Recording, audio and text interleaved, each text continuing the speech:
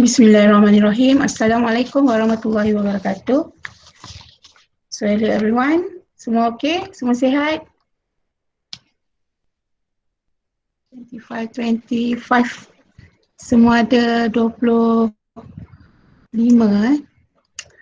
Okay, saya tengok siapa ada kat dalam ni. Ain Najwa, Ain Syakira, Diana, Ermiza, Farah, Misha, Muhammad Daniel, Nadira, Najwa, Nazihah, Nur Abrar, Nur Aiman Hazik, Nur Ain, Nur Aisyah, Nur Azza, Nur Haifa, Izati, Nur Izati, Nur Naimah, Nur Balkis, Syahrul Iqmal, Syaz Linda, Siti Natasha, Shasha Farhana, Tasha Saha dan Zulaika Najwa.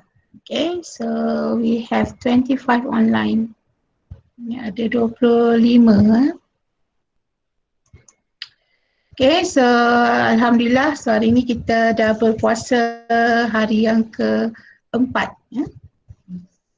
So harap semua sihat.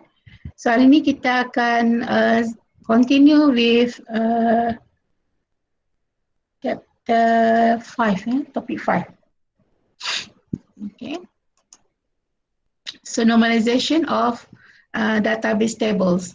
So you can refer the slide dalam island, saya dah letakkan dalam slide.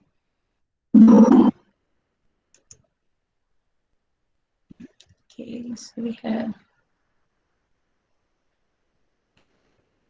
saya tengok 26. Azimah, yang baru masuk tadi Azimah Yusof. Okay, so kita continue dengan normalization of database tables. So after we do our ERT, kita akan continue with normalization. So dua topik ni adalah dua topik yang penting dalam kita punya syllabus. So biasanya kedua-dua soalan ni akan keluar dalam kita punya test dan juga kita punya final exam. Okay, so boleh dengar suara saya? Semua clear dengan suara saya?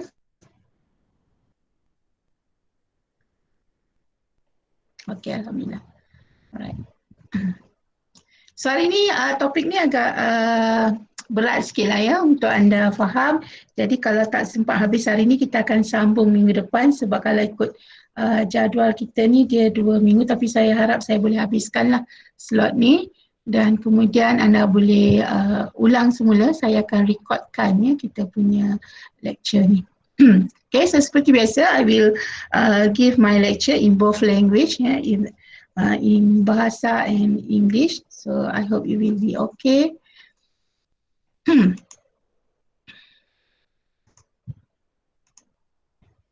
Okay, so in this chapter, we will look at what is normalization and what role it plays in the database design process. Kenapa kita perlu buat normalization dalam database, and then we will look at the phase of normalization. So kebiasaannya, basically we have 5 phase, ada 5 fasa. First normal form, second normal form, third normal form, boycott normal form, and fourth normal form. And then we will look at how normal form can be transformed from lower normal form to higher normal forms. Then kita akan tengok normalization and ER modeling are used concurrently to produce a good database design. The last one, we will look at the some situations which require denormalization to generate information efficiently. Okay, so we look at what is normalization, okay, and types of normalization. So normalization is the process of reducing the duplication of the data. So normally we refer as NF, which refers to normal form. Okay, so kita shortcut kan, instead of writing normal form, kita just tuliskan NF saja to refer as a normal form. So there are three main types of normalization: first normal form, second normal form, and third normal form. So normalization is also known as data normalization. Okay, so the highest ranking sampai 6 normal form, but in our syllabus kita hanya up to third normal form saja. Biasanya kita akan buat sampai third normal form. Okay, so normalization proses ini diperkenalkan the inventor of the relational model is Edgar Quad. Okay, proposed the theory of normalization with the introduction of first normal form. And then he continued to extend theory with second and third normal form. And then later he joined Raymond F. Boyce to develop the theory of Boyce-Codd normal form. Jadi proses ini diperkenalkan oleh Edgar Quad sehingga third normal form. Kemudian ditambah dengan Boyce-Codd normal form dan seterusnya sampailah ke peringkat 6 normal form. Okay, that is a little bit background about normalization. Okay. So apa yang perlu anda buat dalam normalization? Biasanya dia terpulang pada kita. Either you want to design your ERD dahulu ke ataupun you buat normalization. Dia tak ada rules yang kata kita kena buat ERD dulu baru kita buat normalization. But in usual case yang biasa kita buat, kita akan buat ERD dahulu, kemudian kita akan buat kita punya proses normalization. So apa dia normalization? Kita akan buat satu proses untuk kita minimize data redundancy. Okay, so daripada collection of data yang kita ambil, dan kita akan buat beberapa proses untuk mengelakkan berlakunya data redundancy, and then we want to reduce data anomalies. Okay, and then kita akan assignkan attribute tu dalam bentuk table, dalam bentuk table, dan kita ada 3 peringkat. We have 3 phase, first normal form, second normal form, and third normal form. So nanti kita akan tengoklah macam mana kita nak buat dalam proses normalize sampailah kepada third normal form. So why we have to do the normalization process? Okay, so use while designing a new database structure. When you want to design a new database, kita akan buat proses normalization to analyze the relationship among the attributes within each entity. Okay, jadi setiap entity yang terlibat dalam database kita tu kita kena buat proses normalization. Okay, so determines if the structure can be improved. Jadi dengan adanya proses normalization, we can minimize the data redundancy and data inconsistency.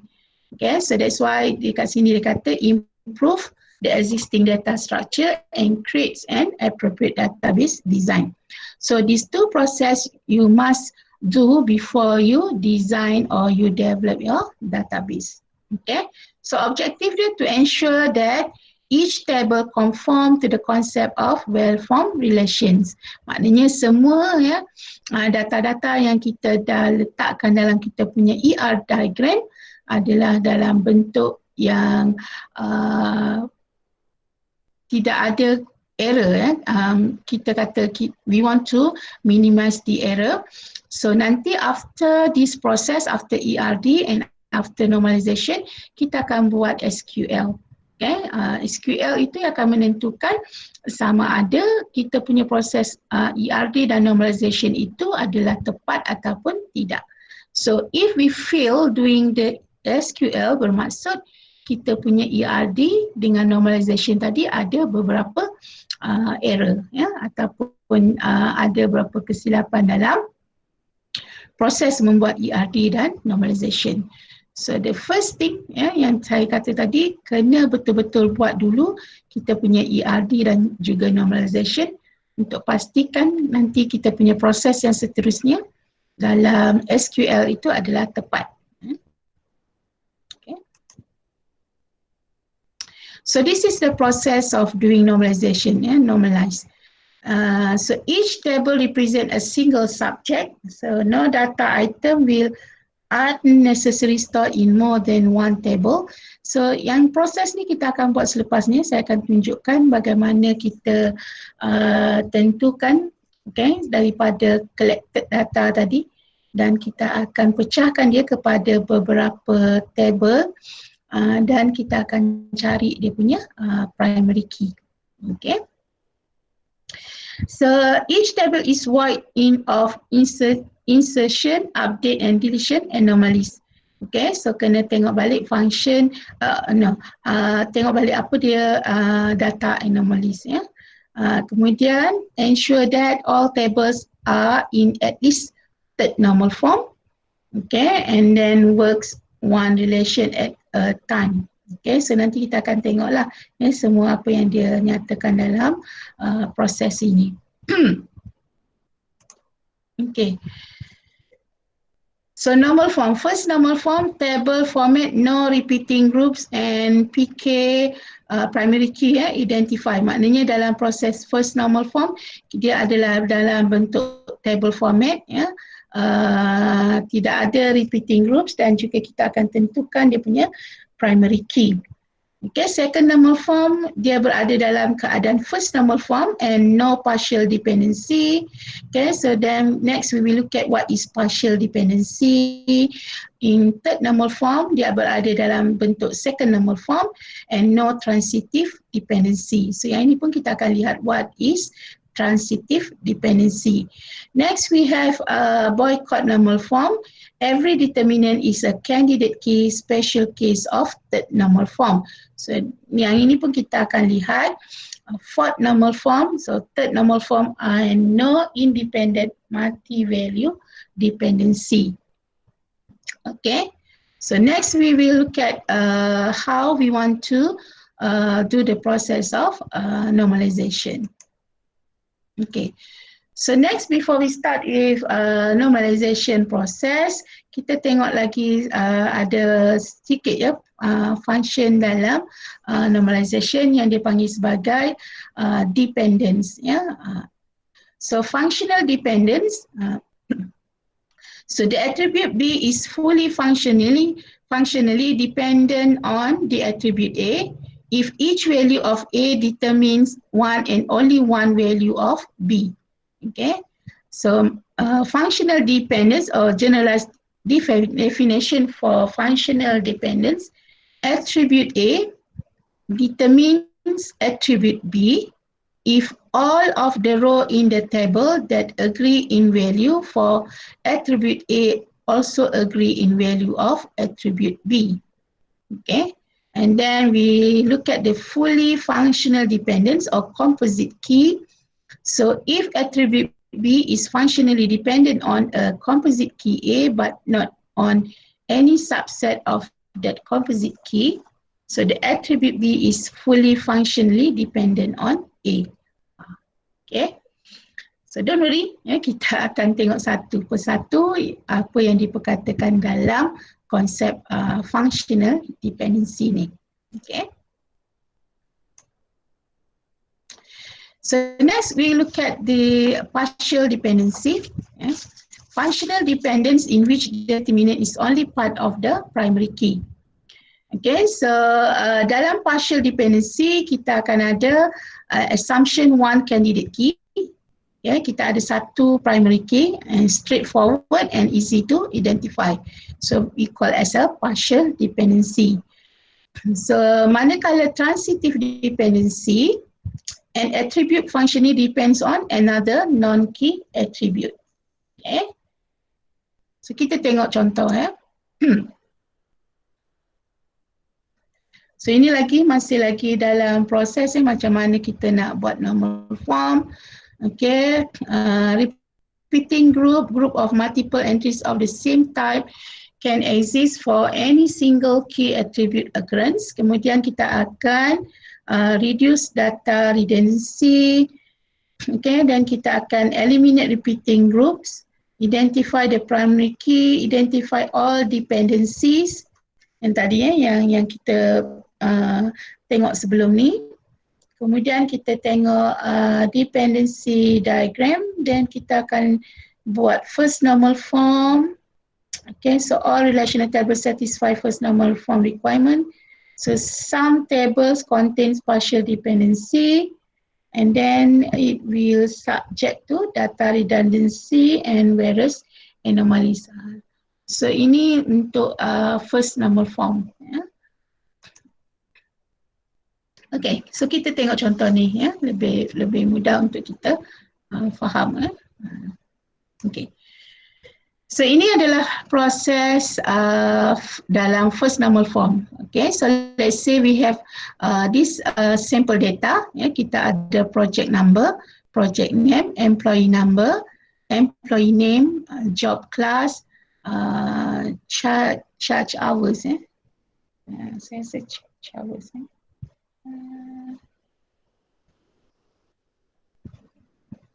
Change hours, saya kena fahamkan sekejap. Lupa lah. Okay. So bila dapat soalan nanti, ya, anda tengok dia punya semua attribute yang ada dalam case yang diberi. Okay, you just list down all the attribute. Okay, you just buatkan dalam satu table macam ni. Okay. So ni adalah dalam bentuk first normal form. Okay. So fasa yang pertama dalam first normal form, okay, you listkan dalam bentuk relational schema ni. Okay. So you listkan semua ya attribute-attribute yang ada. Okay. Dan kita letakkan nama dia sebagai first normal form kat depan ni. Okay. Kalau contohnya kalau you nak buat letakkan first normal form ni, you letakkan sebagai project pun tak ada masalah. Maknanya dia akan meliputi the whole case study yang kita nak buat. Maknanya dalam database yang kita nak develop. Okay.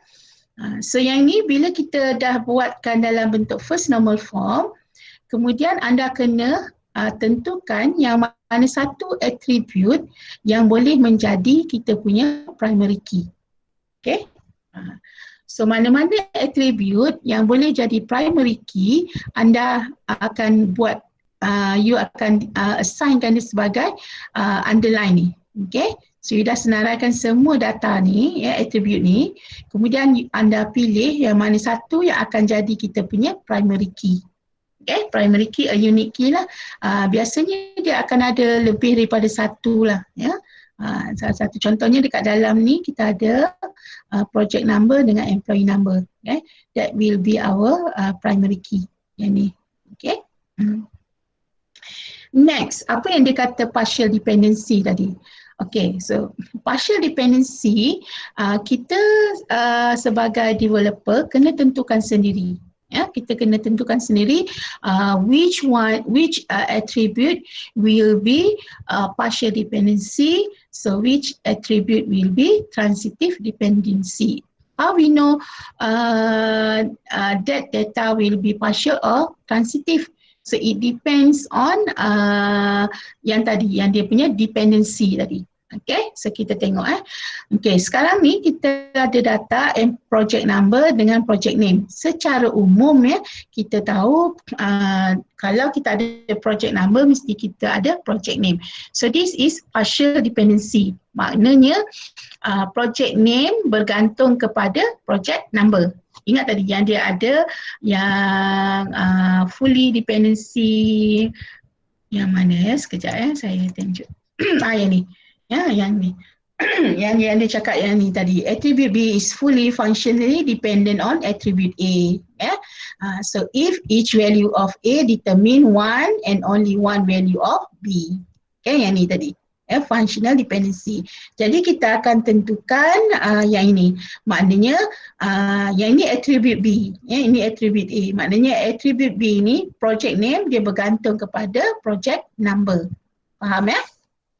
Okay. So kebergantungan dia yang ini, project name dengan project number ni, ini kita panggil sebagai partial dependency. So dalam first normal form, you have to assignkan benda ni sebagai partial dependency.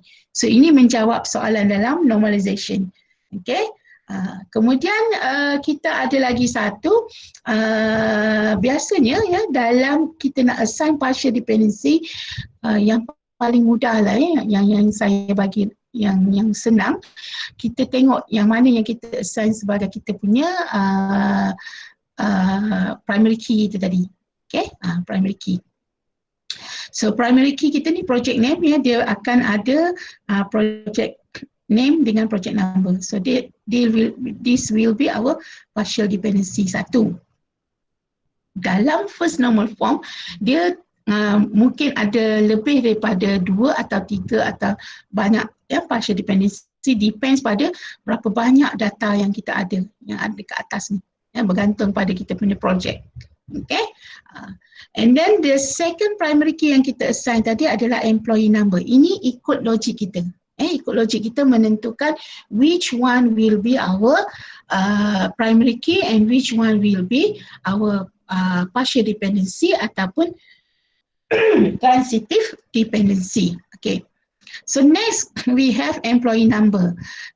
Employee name, job class, charge hours dengan hours ni bergantung kepada pekerja. Employee number.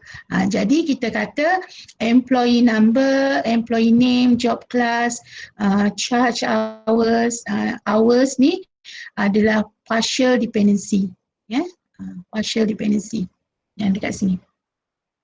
Okay, so employee number, employee name, job class and sorry. Okay, so next transitive dependency. Okay, so transitive dependency, dekat dalam tadi kita tak ada dia punya. Okay, sini ya, transitive dependency. So partial dependency, sorry ya, functional dependence in which the determinant is only part of the primary key. Okay, so kita punya attribute tadi adalah part of this primary key. Okay, and then transitive dependency, an attribute functionally depends on another non-key attribute.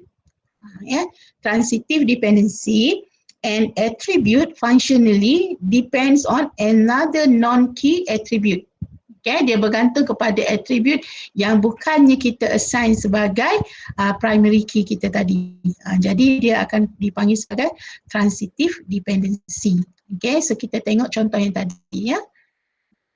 Yang ini.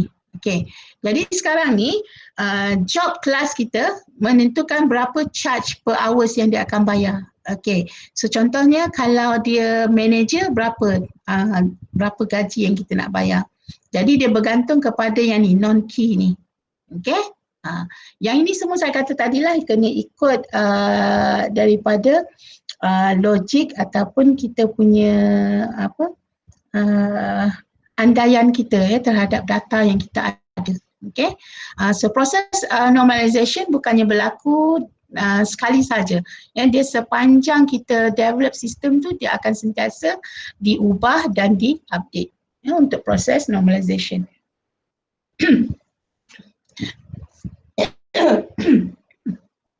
Okay, so dalam first normal form, so anda kena tentukan ya mana satu yang akan jadi partial dependency, okay, yang ini, dan mana satu yang akan jadi transitive dependency.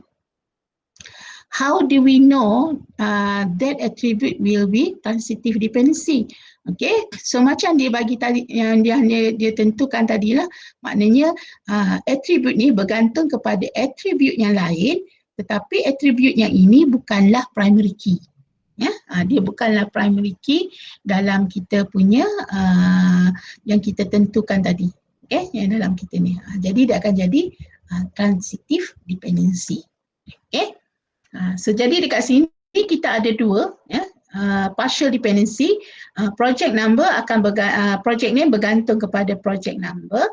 Okay, employee name, job class dengan charge hours akan bergantung kepada kita punya employee number, dan job class charge hours akan bergantung kepada jenis kelas yang dia ada kat sini. Okay. And then sebelum saya terlupa, satu lagi, sebelum anda buat normalization ni, make sure you know the whole scenario dalam case yang dia bagi. Okay.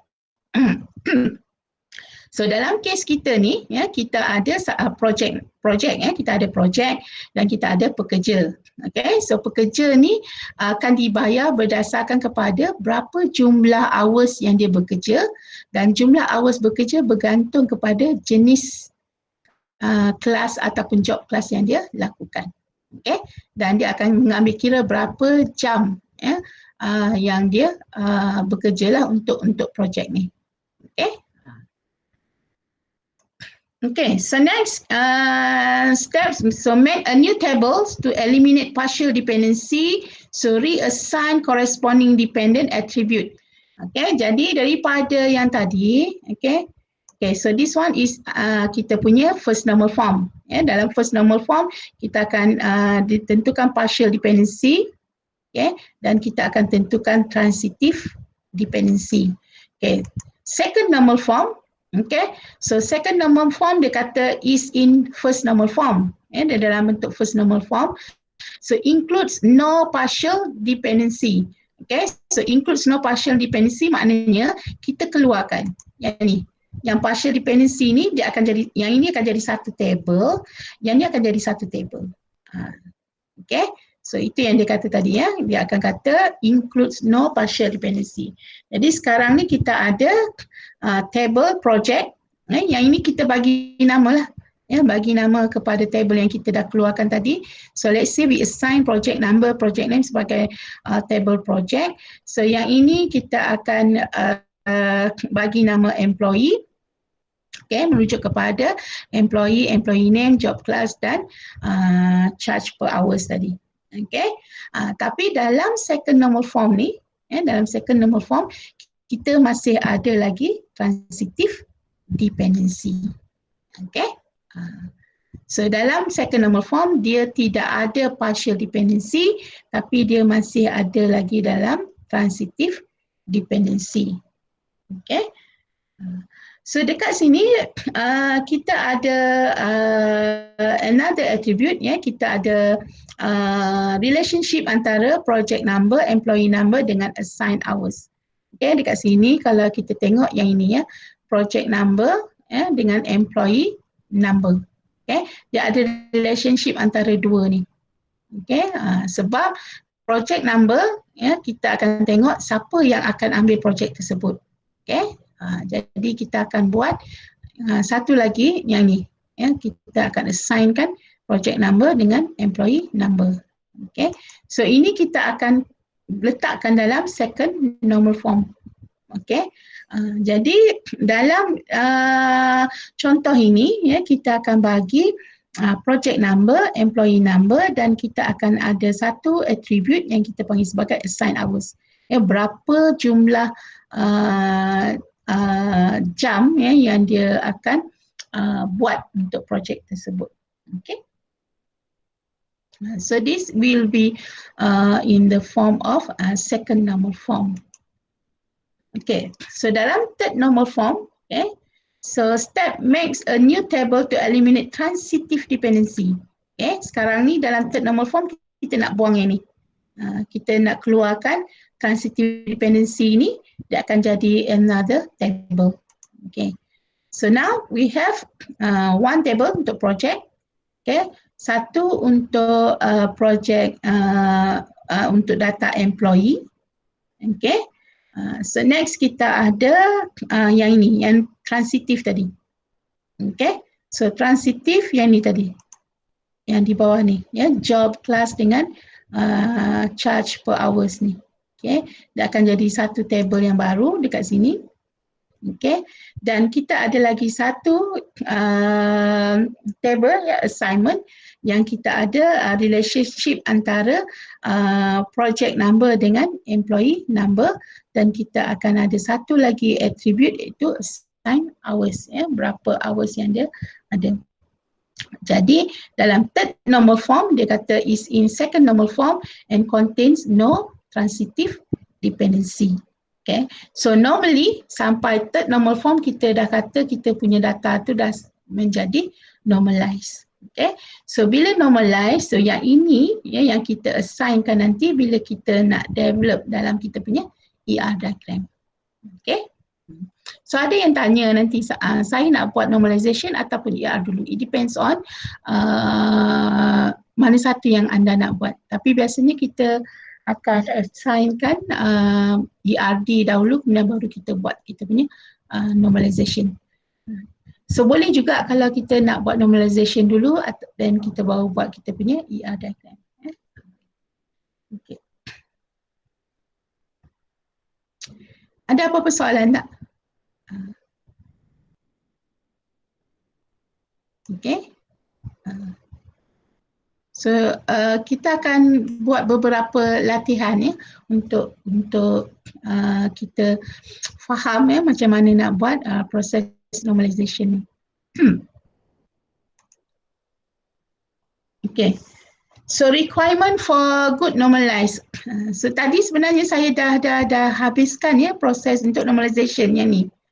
Ya, nanti saya akan buat review semula ya dengan anda macam mana kita nak buat data tadi. Okay. Okay, so yang ini kita tengok dulu requirement for good normalized set of tables. So evaluate PK assignment and naming conventions. So maksudnya kita tentukan dulu dia punya primary key dan bagilah nama yang sesuai untuk kita punya attribute tadi. Okay, attribute kita. Okay, so refine attribute atomicy. Atomic attribute cannot be further subdivided. Okay, so atomicity, characteristic of an atomic attribute. Maknanya kita akan ada satu unique attribute lah ya, untuk atom kan dia punya ni, dia tak boleh dipecahkan lagi. Maknanya kita macam katalah kita ada student ID, employee ID, okay? So dia akan assign sebagai kita punya primary key akan jadi unique. Okay, so identify new attributes and new relationship. Okay, so identify new attributes and new relationship. Okay, so kita tengok dekat contoh ni tadi. Okay, assign hours adalah new attribute. Okay, and then new relationship yang ini. Yang semua ni kita akan buat dalam bentuk yang baru. Ya, kita akan ada lebih daripada satu daripada first normal form tadi. Okay, jadi kita akan assign a new relationship. Okay, so refine primary key required for data granularity. So granularity means that level of detail represented by the value stored in a table row. Okay, so kita akan tengok pada kegunaan bagi data yang akan refer kepada kita punya primary key tadi. Okay, so maintain historical accuracy and evaluate using derived attribute. So maksudnya based on kita punya primary key tadi, ya, kita akan tengok apa dia data-data yang boleh kita ambil daripada primary key tadi. Contohnya macam ni. Okay, so kita ada primary key kita project number. So dari project number kita akan dapat tahu apa dia project name. Ya, dia akan derive daripada primary key dia. Then kita ada employee number. Daripada employee number kita akan tahu dia punya employee name dan dia punya job class. Okay, so yang ini kita akan eliminate redundancy. Okay, so daripada project number kita hanya gunakan dia punya key saja. Daripada sini kita akan tahu siapa dia punya project name. And then daripada employee number kita akan tahu siapa dia punya employee name dan juga job class. So yang ini yang kita panggil sebagai eliminate data redundancy. Okay, jadi kita dalam table assignment ni kita tak perlulah ulang balik nak tulis project name dekat bawah ni. Kita tak perlu tulis employee number, job class dekat dalam ni, tak payah. ya, kita hanya letakkan, assignkan dia punya primary key ni sahaja. Daripada sini kita akan dapat tahu siapa attribute yang terlibat dekat dalam each of these key yang kita gunakan. Okay, so yang ini akan ada assign a new attribute, ya. It depends on keperluan bagi dalam table ini tadi. Okay. So daripada mana kita nak dapat ni? It depends on macam saya kata dalam kita punya projek kita tadilah, ya. Kita boleh assign a new attribute, ya, dalam kita punya third normal form tu. Okay. Yang saya ni tadi, ya, dia kata identify new attribute dan juga new relationship. Okay.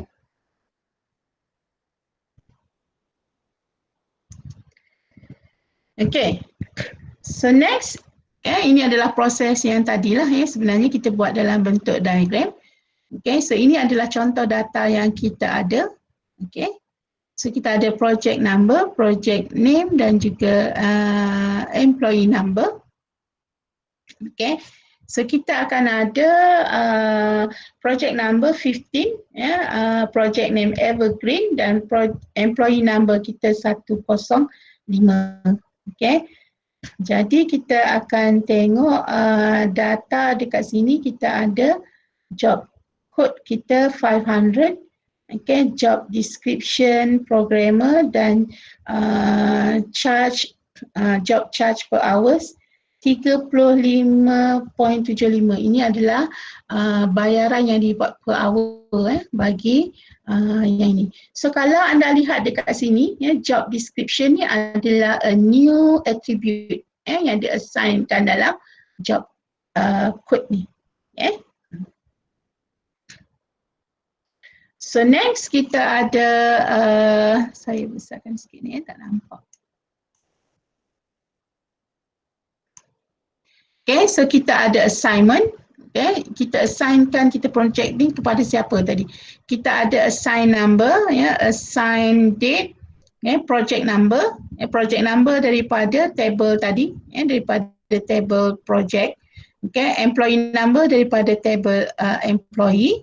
Okay, so then kita ada assign hours, ya, dan kita ada assign charge per hours dan kita ada assign charge, assignment charge. Okay, so yang ini semua adalah a new attribute yang kita letakkan ni dalam projek kita. Maknanya projek kita tu kita kembangkan lagi, ya, attribute-attribute yang terlibat.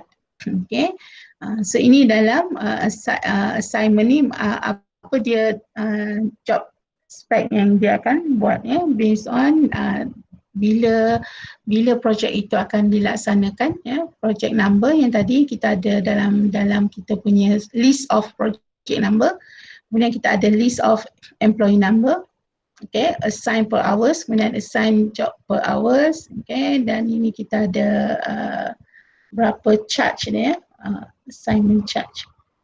Okay, so contoh dekat sini kita ada tak berapa dia nampak sangat ni, saya minta 2.6 2.6 maknanya 2 jam lebih kurang macam itulah, ya, assign hours dia. Okay, ni adalah charge yang dia akan dibayar.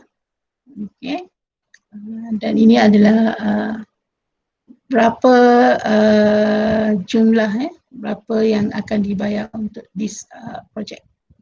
Okay. Okay, so next we have another table untuk employee. Okay, so di bawah employee kita akan ada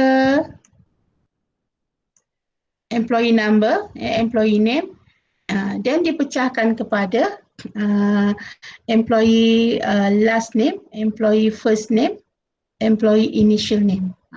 So ini kalau ikut konsep dalam US dan UK biasanya dia akan ada last name, first name dengan initial. Okay, and then employee hire date dan juga job code. Okay, so kalau dekat sini kita akan ada nombor pekerja, ini nama dia. Okay, and then employee birth date. So ini semua adalah a new attribute, a new attribute yang kita terbitkan bagi table employee. Okay. Okay, so job code kita ambil daripada table job. Okay, so kita akan assign lah apa jenis pekerjaan yang akan di-assignkan kepada this particular employee. Okay. So yang ini semua dah berada dalam third normal form. Ini dah ada dalam third normal form. Kita akan assign a new attribute dan juga a new relationship. Okay. Okay, so next we have another term yang kita panggil sebagai surrogate key. Okay, surrogate key. Okay, so surrogate key are unique. Dia adalah unique. So because surrogate key are system generated. Okay, dia adalah system generated. So used by designer when the primary key is considered to be unsuitable. Okay, so system will define dia punya attribute. So created and managed via the DBMS. Okay, so have a numeric value which is automatically incremented for each new row. Okay, so contohnya katalah kita ada data yang banyak, macam kita katalah contohnya kita ada order. Order kita akan ada more than, let's say more than 1,000 order. Okay, jadi kita tak boleh nak assignkan each order ID itu pada kita punya own ID. Okay, contohnya kita ada 1,000 order ataupun more than 1,000. Jadi sistem dia akan assignkan dia punya own primary key. Jadi itu kita panggil sebagai surrogate key. Okay, so this is a unique. Bezanya dengan primary key kita assignkan sendiri kod dia. Surrogate key ni akan assign by system automatically. Biasanya dia akan buat count lah 1, 2, 3 sampailah berapa data yang kita ada. Okay, so ia sesuai digunakan untuk data yang terlampau besar yang kita tak boleh nak assign sendiri untuk kod dia. Okay, jadi kita panggil sebagai surrogate key. Okay, so next we have another term yang dia panggil sebagai Boy's code, normal form. Okay, so before we proceed with Boy's code, so saya rasa kita berhenti rehat sebentar. Kita take 5 dulu. So kita boleh can go to toilet ke, okay. So saya akan stop dulu dan kita akan continue dalam 9-5 minit. Sekarang pukul 9, so about 5 minutes. Okay, so mungkin you boleh stretchkan sikit badan. Okay, so we continue after this untuk kita sambung dengan Boy's code normal form.